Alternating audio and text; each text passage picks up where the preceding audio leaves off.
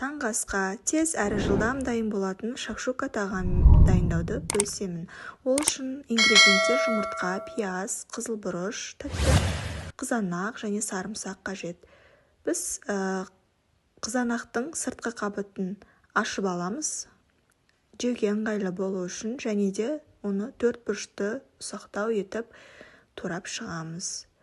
Бұл шакшука тағамын өз қалауларыңызша дайындай берсеңіздер болады. Егерде қызанақ қышқыл болады десеңіздер, жарты шай қасық шекер қосып жіберсеңіздер болады.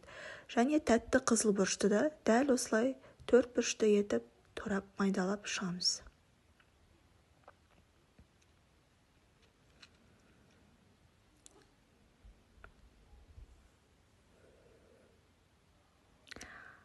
Табаны отқа қойып, астын орташа күйде зәйтүн майы немесе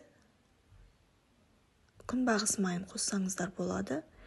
Және бұл тез пісетін ингредиенттер болғандықтан қызанақ, тәтті қызыл бұрышымызды және пиязымызды қосып араластырамыз.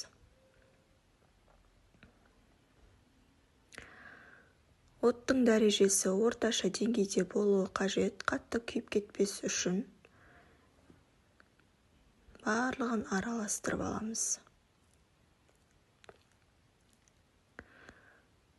Және дәміне қарай сарымсақты қосамыз, үккіштен өткіземіз.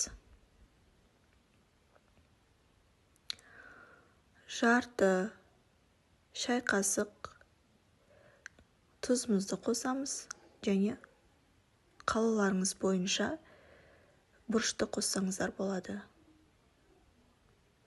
Қоспасаңыздар да болады. Барлығын араластырып, жұмыртқамызға дайындаймыз.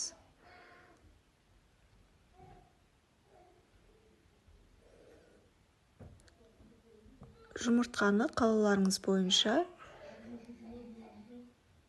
сәл шикідей етіп пісірсеңіздер болады. Және тұзымызды сеуіп шығамыз. Астын жай отта қақпағын 1 минутқа қойып қалдырамыз және бетіне әркім өз қалаулары бойынша ірімшік қосса болады. Мен кішкене қостым. Қоспасаңыздар да болады. Міне біздің дәмі тіл үйірер шакшукамыз дайын болды. Өте